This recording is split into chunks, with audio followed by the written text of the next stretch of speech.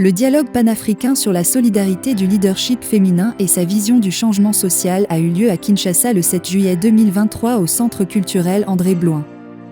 Cet événement a été un forum important pour les femmes leaders africaines, car il a permis de transmettre des outils pour construire des organisations fortes et des mouvements féministes solides. Comment on peut être en solidarité, pas toujours dans des grands espaces, mais dans petites conversations, à découvrir qui est ta sœur, qui est ton frère, qu'est-ce qu'ils sont en train de faire et comment nous pouvons travailler ensemble pour transformer même de petits espaces, à découvrir comment, là où vous manquez, moi je peux contribuer.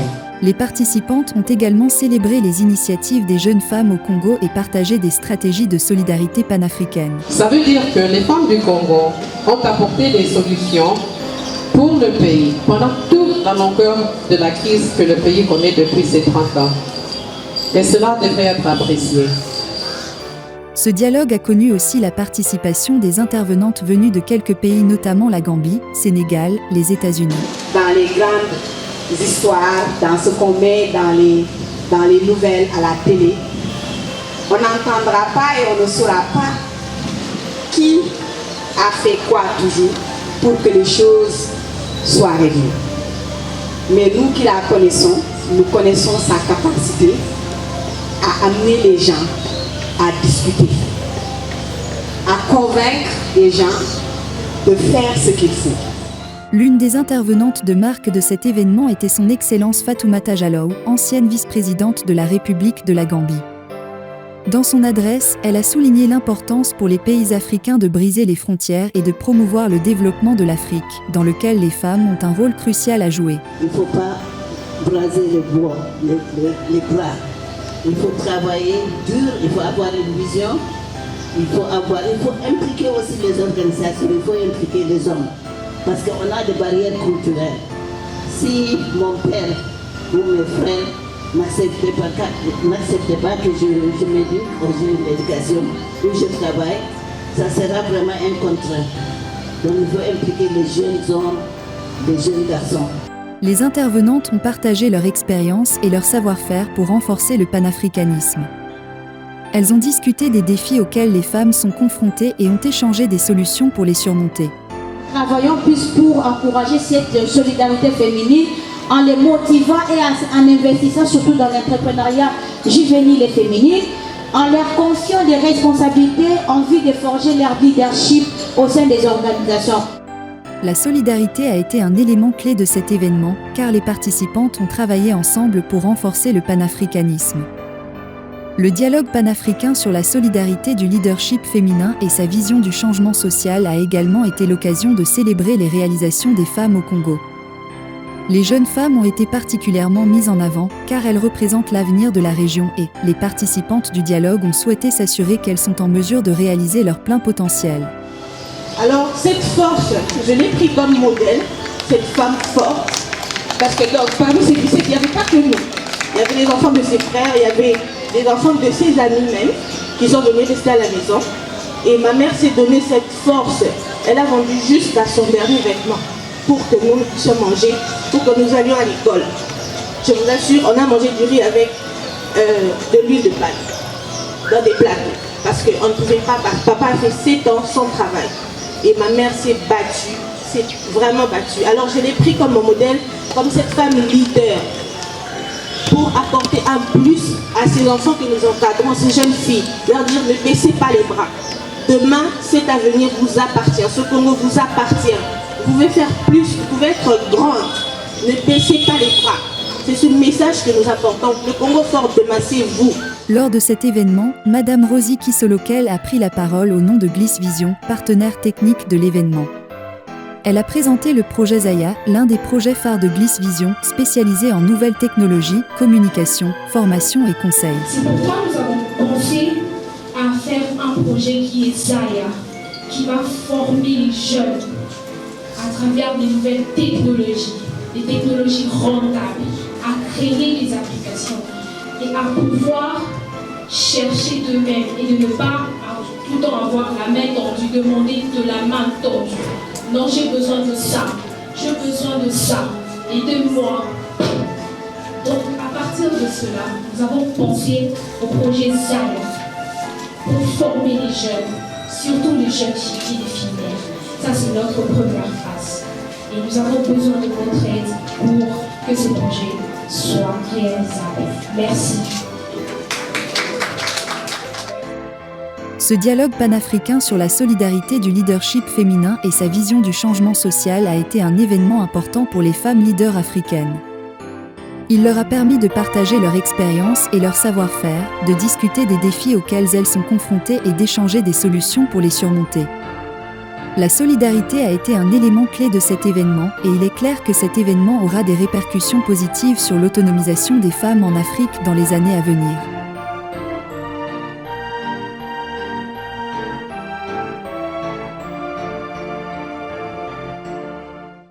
Bonjour, nous sommes très contents de savoir que vous êtes si nombreux en train de nous suivre. Aujourd'hui, nous sommes là dans notre page spéciale où nous allons recevoir une grande personnalité. Elle va se présenter et vous saurez plus sur notre entretien. Bonjour maman. Bonjour mon fils. Si vous pouvez vous présenter pour ceux qui nous suivent. Je vous remercie d'avoir me donné cette opportunité de parler aux plupart de la population congolaise qui n'ont pas pu me voir ou bien me rencontrer. Je suis Fatoumata Diallo Tambajan, l'ancienne vice-présidente de la République de la Gambie. Je suis ambassadrice pour beaucoup d'organisations de société civile, y compris le African Rising. D'ailleurs, c'est African Rising à travers l'un de ses membres, ma fille Patricia Savant, qui m'a fait venir inviter pour assister à son programme. Mais je suis vraiment heureuse d'être au Congo parce que je suis liée d'une une façon directe. J'ai vécu ici au Congo pendant la période des Zaïre et j'ai eu 3 enfants ici. Et mes premiers enfants, 3 garçons sont congolais. Et je suis vraiment ravie de revenir au Congo et de rencontrer surtout les femmes et la jeunesse. La jeunesse qui sont mes enfants, qui sont mes petits-enfants, qui sont aussi pas seulement mon espoir, mais l'espoir de tout maman et tout parent et toute la population africaine. Donc, je vous remercie beaucoup. Je suis très fière de ce que vous faites. Vous êtes jeune. Vous n'avez pas croisé les bras pour dire que voilà, c'est le gouvernement qui doit faire tout. C'est là. Vous vous débrouillez et je suis fière parce que vous avez aussi amené beaucoup de jeunes comme vous pour travailler avec vous. Donc, c'est ça. C'est la marche, c'est la bonne marche pour que l'Afrique vraiment s'avance en elle-même et qu'elle avance aussi indépendante au lieu d'être dépendre à l'extérieur. Il faut qu'on se dépende à nous-mêmes d'abord, qu'on se croit, qu'on est capable et qu'on peut faire quelque chose pour bâtir nos pays respectifs et aussi pour bâtir l'Afrique en général. Nous étions au dialogue panafricain sur le développement. Vous avez pris la parole, vous avez vu beaucoup de jeunes défiler, parler. Qu'est-ce que vous avez vraiment retenu de cette activité qui a réuni plusieurs personnes? Il y a des femmes venues des États-Unis et on a Sénégal, d'autres sont venus d'autres coins qu'on n'a même pas pu identifier. Qu'est-ce que vous avez vraiment retenu de cette activité? Je crois que j'étais très impressionnée par d'abord ce que Patricia Savant fait pour son pays. Zana Mwana Yamboka, qui est très fière de son pays. Et elle fait partie de cette organisation qui s'appelle African Rising. Elle est très instrumentale. Il a une vision pour son pays, pour contribuer à son pays. Donc, il a développé un programme qui est une série des activités. D'abord, on a parlé du dialogue sur l'africanisme, sur la paix, la sécurité et le développement. Et j'étais très impressionnée qu'il y a des jeunes femmes, jeunes hommes qui sont impliqués dans ce processus. Et il faut dire que vraiment, il n'y a pas de différence de ce que les autres zones font en Afrique, surtout dans mon pays, en Gambie. Et je les encourage, j'ai pris la parole pour les encourager, pour les inspirer, que rien n'est jamais tard, parce que j'ai débuté comme une jeune femme mère, et après avoir 4 enfants, je suis retournée pour étudier. Première vocation, c'était d'être médecin, mais finalement, je vois que le destin a voulu que je fasse la diplomatie, faire linguistique aussi, faire le développement. Donc, ce monde nous enseigne de ne pas vraiment faire le focus dans un domaine. On est dans un monde qui demande beaucoup d'autres compétences. Le Covid-19 nous a montré que lorsqu'on se concentre seulement sur un domaine, la vie peut changer, le destin peut changer. Donc il faut avoir beaucoup de compétences, il faut avoir aussi la solidarité entre nous. Il faut se réjouir du succès de deux autres personnes. Il faut s'aimer, il faut avoir ce sens de communauté, nos valeurs africaines. Il faudrait qu'on n'oublie pas nos valeurs. On a beaucoup de valeurs. Il faut retourner à vraiment tenir ces valeurs de solidarité, de communauté, de s'entraider et aussi de avancer dans la vie. On a aussi un dialogue, j'ai pu avoir des interactions avec des jeunes comme vous pour seulement apprendre, parce que l'apprentissage c'est à partir de la naissance jusqu'à la mort, comme on dit dans le Coran et dans le christianisme. Il faut toujours apprendre. J'ai appris beaucoup de choses, la détermination, l'engagement de la jeunesse. Et ça me donne l'espoir. Maintenant, ça rentre bien dans le cadre de mon travail. J'ai beaucoup travaillé en Afrique, dans d'autres pays aussi. Comme vice-présidente, j'étais ministre de la Santé, Affaires sociales et conditions féminines dans les années 90.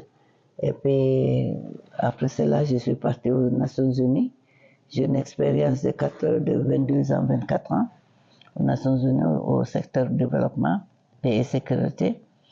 Et aussi, quand je suis devenue vice-présidente, j'ai pas mal de travail à faire. J'ai traversé beaucoup de pays africains. J'ai rencontré beaucoup de personnalités, y compris son Excellence, mon frère, président Tshisekedi, qui est un homme très engagé dans le développement de l'Afrique. Je l'admire beaucoup et j'interpelle que le courage qu'il a pour aider l'Afrique en général. Il doit continuer ce bon travail. Il y a d'autres présidents aussi comme Macky Sall, comme mon président Adama Barrow, son Excellence Adama Barrow beaucoup, et son Excellence aussi Faure Gnassingbé et Yadema de Togo. Il y a pas mal de gens qui sont vraiment en Afrique, avec le Ghana, beaucoup de présidents, beaucoup de vice-présidentes. Il y a aussi la première ministre du Togo, Madame Victoire, qui est aussi très dynamique, qui est la première ministre. Donc on a commencé à voir l'Afrique dans le bon sens, c'est-à-dire voir des gens qui sont compétents dans la tête de la politique africaine et voir aussi les femmes. Ce que j'interpelle aux chefs des États, c'est vraiment d'insérer beaucoup plus de jeunes dans la gouvernance, beaucoup plus de femmes aussi dans la gouvernance. Oui, pas nécessairement dans le secteur public, mais même lorsqu'on a un environnement conducif, les jeunes peuvent trouver leur espace dans le secteur privé, dans d'autres privés aussi. Et ce qui m'a appris aussi, c'est qu'il y a des jeunes maintenant qui sont entrepreneurs, même dans le secteur agricole. Mais il faut pousser l'agricole parce que en anglais, c'est le backbone, c'est le vein de notre développement. Et oui. Tout le monde a faim après avoir Tout le monde, travaillé, on doit manger. juste on doit manger. Donc, ce que j'ai appris, que c'est un grand défi en Afrique, c'est-à-dire on oublie la base. Il ne faut pas oublier la base, surtout les jeunes qui sont dans les zones rurales, les femmes à tout l'âge. Et le développement, ce n'est pas seulement dans les capitales, mais c'est un grand défi, même en Gambie. Beaucoup de choses, ce n'est pas seulement dans la capitale. Il faut voir la base. La base, c'est la base qui produit ce que nous mangeons. C'est eux qui travaillent du matin à nuit, à l'aube, comme on dit, à l'aube from day to night, toute la journée. Ils travaillent, ils sont travailleurs. Ils ont les mêmes capacités, ils ont les mêmes talents.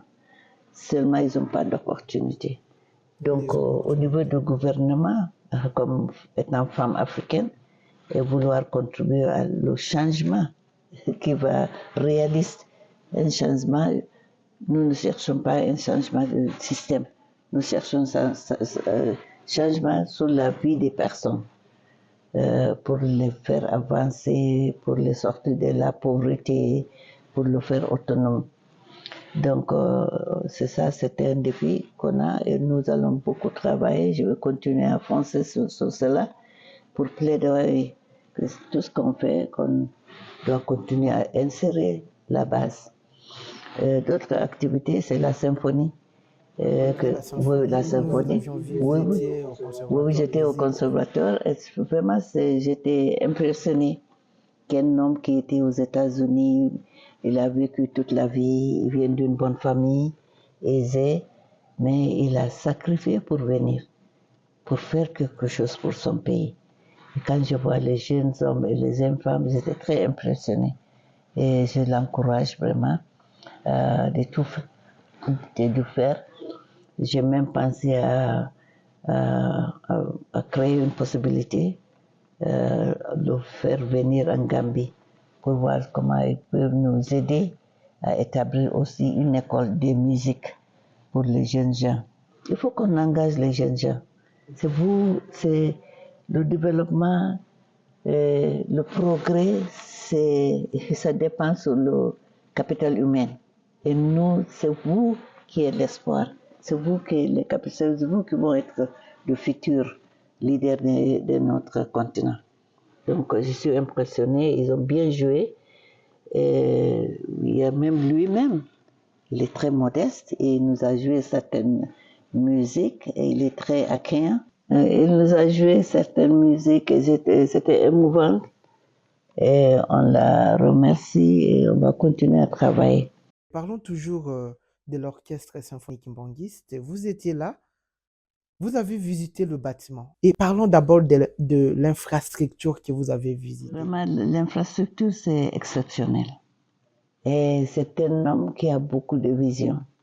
Et je crois qu'il s'est inspiré de son père, que je n'ai pas connu. Papa Diangenda. Papa Diangenda, je ne l'ai pas connu, mais je lis un peu sur lui et son fils nous a aussi expliqué ce qu'il a fait pour l'humanité. Cet homme-là est là à servir l'humanité. Et il faut que vraiment que le gouvernement et tout le monde le reconnaissent et qu'il donne le soutien, c'est-à-dire dans l'environnement, de vraiment épandre son école, peut-être même à la base, dans les zones rurales. Et puis, il a même des facilités pour ceux qui vont venir enseigner peut-être de l'extérieur. Il fait un bon travail. Hier aussi, il est venu dans notre programme là. Et puis, il y a beaucoup de disciplines. Je vois que c'est beaucoup de disciplines. Au-delà de cela, il aide aussi même les enfants qui ne sont pas davantage, qui ne sont pas privilégiés. Oui. Ça ne demande pas beaucoup. Tout ce qu'il demande, c'est un peu pour les souscriptions, pour l'administration. Mais tout est fait de sa poche lui-même et ça fait aussi avec conviction. Et je crois que c'est un homme aussi qui est béni parce que après avoir vécu beaucoup de temps aux États-Unis dans la luxe, et venir vraiment prendre charge de son héritage, c'est-à-dire de son père à servir l'humanité, ça fait quelque chose. J'ai eu l'occasion de parler avec quelques-uns musiciens. Je vois qu'ils sont très engagés. Vous avez eu aussi ces temps-là de s'entretenir avec les musiciens? Oui, on a même pris des photos. Moi, quand je vois les jeunes, je suis toujours contente parce que vous me donnez l'espoir. Et qu'est-ce que vous avez vraiment retenu de vos échanges avec les musiciens? Oui, je vois qu'ils sont engagés. Ils sont l'engagement de changer, de contribuer à l'avancement de leur pays. Parce que la musique, et surtout la vision de ces messieurs, c'est d'unir la population, la paix, la cohésion sociale, très important. Parce que c'est comme le sport. Lorsqu'il y a le sport, vous pouvez être congolais, vous pouvez être... Oui, ça nous réunit. Donc, ce genre de choses, vraiment, ça fait des instruments pour la société, la cohésion sociale. Donc, je prie que Dieu continue à bénir ces efforts et qu'il bénisse tous les efforts qui sont fixés à contribuer au développement du Congo, en même temps aussi en Afrique. Et puis au niveau du panafricanisme, j'encourage tout le monde à penser africain. Quand je suis arrivée ici, ils ont demandé si j'avais des visas. Moi, j'ai dit je suis africaine. Et heureusement, ils m'ont vraiment bien accueilli à un niveau très haut. Et puis, ils étaient très gentils, comme ils ont agi comme des Africains. Et dans ce niveau, c'est très important. Je plaidoie que l'Afrique soit sans frontières. On a adopté ce protocole dans l'Union africaine. Il va falloir que chacun de nous, des individus, continue à plaidoyer qu'on ait une Afrique sans frontières. Parce qu'il y a beaucoup de choses qui se passent dans les frontières, surtout pour les femmes et la jeunesse. Il y a beaucoup les femmes font du commerce. Lorsqu'il y a des contraintes dans des frontières, souvent ils rencontrent beaucoup de violence, ce qui demande aussi beaucoup d'argent entre les frontières. Et ça aussi, ça nous fait perdre l'économie. Si par exemple un pays africain peut venir s'investir au Congo avec les barrières frontières là, ça peut vraiment créer des contraintes, surtout avec le African Continental Free Trade Agreement, qui a beaucoup de billions, de milliardaires, billions de dollars à créer pour l'Afrique, dans l'entrepreneuriat, dans le secteur agricole, dans tous les secteurs, tourisme et tout. Donc, j'interpelle mon frère, son Excellence, Tshisekedi, de continuer à jouer son rôle avec ses collègues pour qu'un jour qu'on ait une Afrique sans frontières. Vous nous avez brièvement parlé de vos échanges avec de nombreuses personnes que vous avez rencontrées ici et nous avons trouvé que ce n'est pas votre rang qui fait de vous une personne, mais vous êtes d'abord une maman. Et comment vous pouvez aussi transmettre ces messages à ceux qui sont en train de nous suivre en ce moment? Vous savez que la position dans la vie, c'est un titre temporaire. Soit on est aujourd'hui vice-président, demain on ne l'est pas. Soit on n'importe quelle position, ça part. Pendant le vivant, pendant aussi la mort. Mais quand on s'accepte, on se voit comme une maman, on commence à briser les barrières. On brise les barrières entre nous qui sont dans certaines positions et avec les enfants. Pour moi, je suis maman d'abord. J'ai des enfants. Même si je n'avais pas d'enfants, je me sens que le travail que je fais pour l'humanité. Alors je ne peux pas servir l'humanité si je me mets en haut et je vois les gens en bas. Il faut être humble, il faut être modeste dans la vie.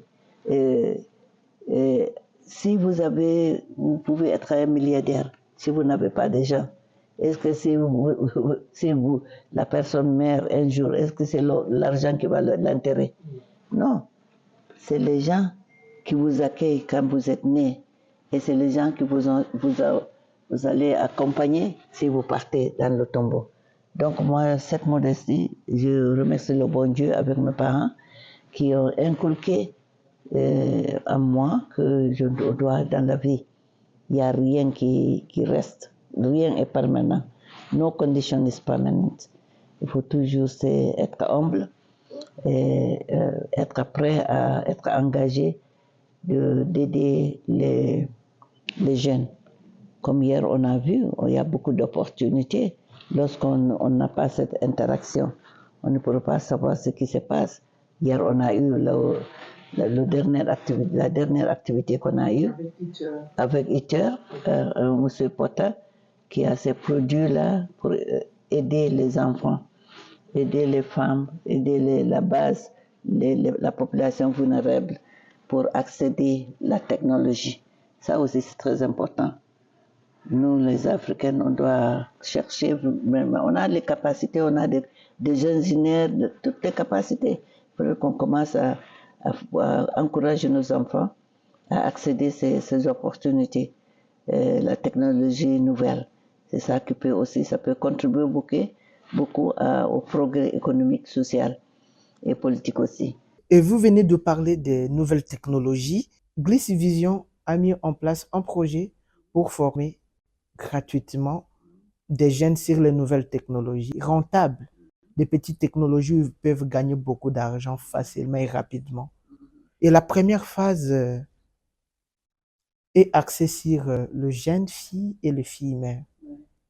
Vous étiez tous les 2 jours où ce projet a été présenté.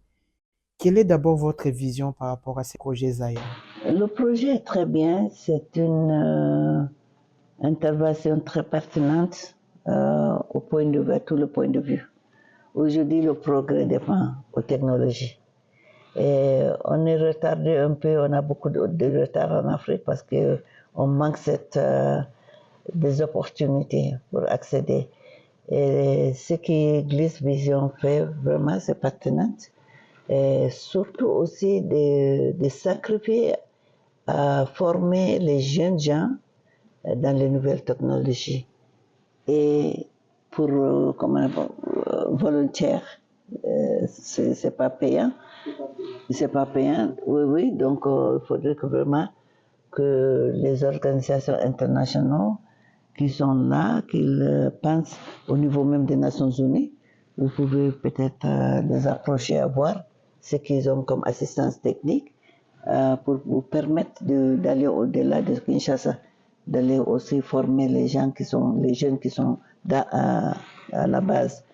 Le fait que je suis très intéressée de aussi donner l'autonomie à la population de la base, j'ai déjà dit, ils sont ceux qui sont acteurs dans tous les secteurs de développement.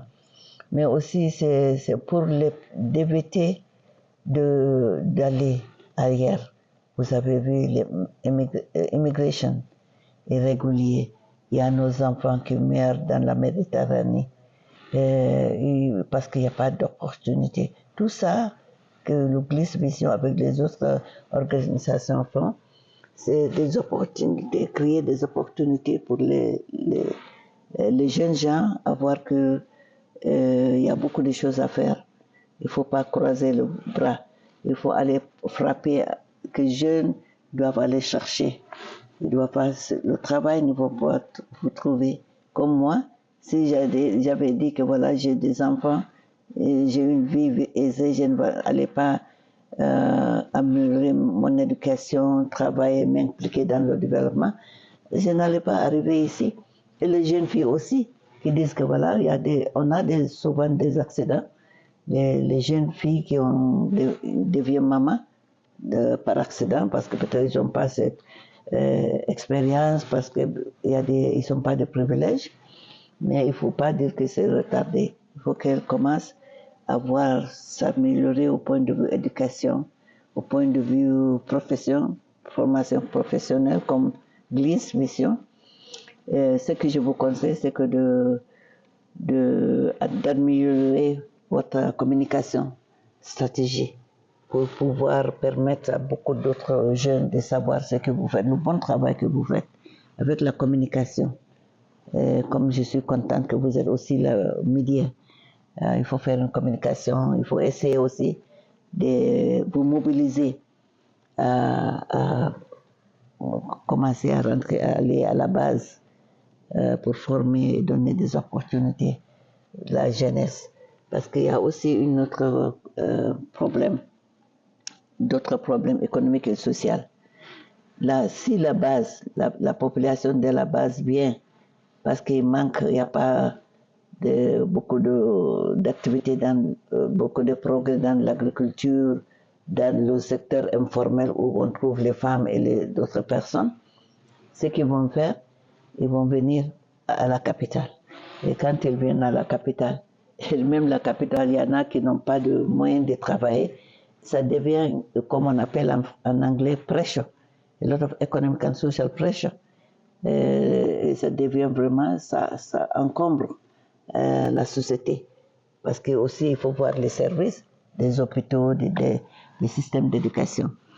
Mais ce que mon dernier mot sera d'interpeller le gouvernement, de commencer à, même chez moi, on a ce défi dans le système d'éducation, mais on nous apprend l'histoire de l'Europe, l'histoire des autres personnes. Il faut qu'on commence à voir l'histoire de nos gens.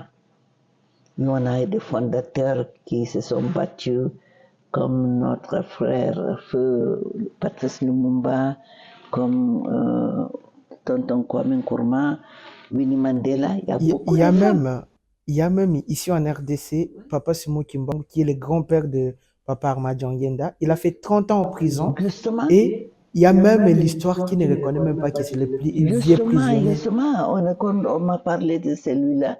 J'ai failli pleurer parce que c'est un homme qui a donné sa vie pour son pays. Et comme il y a autant aussi de femmes aussi qui ont donné leur vie, parce que à partir même président, il y a toujours une femme forte qui est derrière. Pour aller plus loin, quand Papa Sémou Kimbangu a fait 30 ans en prison, c'est sa femme qui a géré l'église kimbanguiste. Et voilà que c'est cette femme-là, comme elle était vraiment leader, elle avait une vision, elle a pu matérialiser les œuvres de son mari et aujourd'hui l'église kimbanguiste est à travers le monde. Je pense que vous avez parfaitement raison sur ce plan-là. On doit vraiment apprendre notre histoire aux gens. Oui, notre histoire, c'est très important. On a des valeurs. Il n'y a rien les autres peuvent nous apprendre. On a des valeurs, l'africanisme. Partagez le pays que vous avez dans le village. Lorsque votre voisin ne mange pas, vous le connaissez. Vous partagez. Lorsque les gens qui s'est donné leur vie comme papa, Kimbangu, il a donné 30 ans de sa vie. Et voilà qu'est-ce qui est passé. C'est son épouse qui a pris relève. Donc c'est très important de donner l'opportunité aux femmes. Le leadership féminin, c'est très important. On a aussi, les femmes ont cette capacité de se patienter, capacité de tolérance. Et voilà, c'est les hommes qui créent des guerres, des conflits. Mais c'est nous qui en souffrons. Lorsqu'on voit Soudan aussi, aujourd'hui, Soudan, le Sahel, Burkina Faso, le Mali, tous les pays là qui sont en conflit, c'est les hommes qui créent le conflit par leur intérêt politique. Mais c'est les femmes qui en souffrent. Donc nous, les femmes africaines, nous ne voulons plus ces guerres, nous ne voulons plus le conflit. Et maintenant, dans mon plaidoyer, j'interpelle aussi nos chefs des États de continuer à intervenir. Au lieu d'attendre l'extérieur de venir intervenir pour plaidoyer pour la paix, sécurité. Parce que sans paix et sécurité, non, on va faire un pas à l'avance, deux pas ailleurs. Oui. Donc j'interpelle tout le monde, surtout mes frères, mes oncles, chefs d'État, de continuer à travailler dans le cadre de l'Union africaine pour qu'on soit indépendante. On a beaucoup de ressources en Afrique. On n'a pas besoin de tendre la main tout le temps à l'extérieur. Si on tend la main toujours, ils ne vont pas nous respecter. C'est eux qui nous donnent l'agenda, c'est eux qui dirigent nos agendas. C'est temps maintenant, comme étant dans le développement pendant combien d'années, avec l'expérience que j'ai, moi j'ai beaucoup d'espoir que si nos chefs des États, avec nous les sociétés civiles, les leaders dans n'importe quel secteur, qu'on travaille ensemble, que les ressources qu'on a dans nos pays doivent s'investir dans le bien-être de nos populations, créer des emplois pour nos enfants, donner les environnements conducifs pour qu'ils soient autonomes. Parce que lorsqu'on est autonome, on a cette neutralité et on a l'indépendance. Donc, vraiment, je suis contente et je pense que je vais continuer à venir au Congo si l'opportunité se présente. Et j'interpelle aussi toutes les femmes et les jeunes hommes qui sont ici au Congo de travailler en solidarité. Lorsque vous êtes dans une position, une femme, il faut pas oublier qu'il y en a 1000 femmes qui est derrière vous, 1000 enfants, jeunes qui sont derrière vous, surtout les jeunes filles. Les jeunes filles, je les encourage. Rien n'est jamais retard. Et vous aussi, je vous remercie. Parce que si j'étais venue au Congo sans le média, il n'y aura pas beaucoup de gens qui savent que je suis venue. Et je suis venue pas pour chercher de l'argent. Je suis venue pour voir que c'est mon engagement moral de contribuer à l'avancement de l'Afrique. Et je dois commencer d'abord là où il y a des opportunités. J'espère que prochainement je viendrai et j'aurai beaucoup plus d'occasions, l'opportunité d'ailleurs d'aller dans l'intérieur, Bujumaï, Kisangani, d'autres pays. Je vous remercie, je prie que Dieu continue à donner l'Afrique paix et sécurité et le progrès. Pour la jeunesse qui est mon espoir, je prie que Dieu continue à vous bénir et que vous donne cette capacité de travailler beaucoup et finalement de travailler en solidarité, comme Africains, comme Congolais, Gambiens et tout. Je vous remercie. Merci beaucoup, Maman Fatoumata. Nous sommes très contents de vous recevoir chez nous dans ce cadre spécial et je pense que ce n'est pas la dernière fois. Prochainement, quand vous allez venir, nous serons toujours là. Et si les occasions se présentent, l'équipe Bliss Vision est prête pour venir apporter aussi son soutien aux filles mères de la République de Gambie. Je pense que vous serez notre ambassadrice là-bas. Vous serez l'ambassadrice des Zaya là-bas où vous partez. Inch'Allah, je le ferai. Je suis contente. C'est un honneur pour moi. Merci beaucoup, très chers téléspectateurs. Nous sommes à la fin de notre page spéciale. Nous étions vraiment très honorés de recevoir Maman Fatoumata et à la prochaine.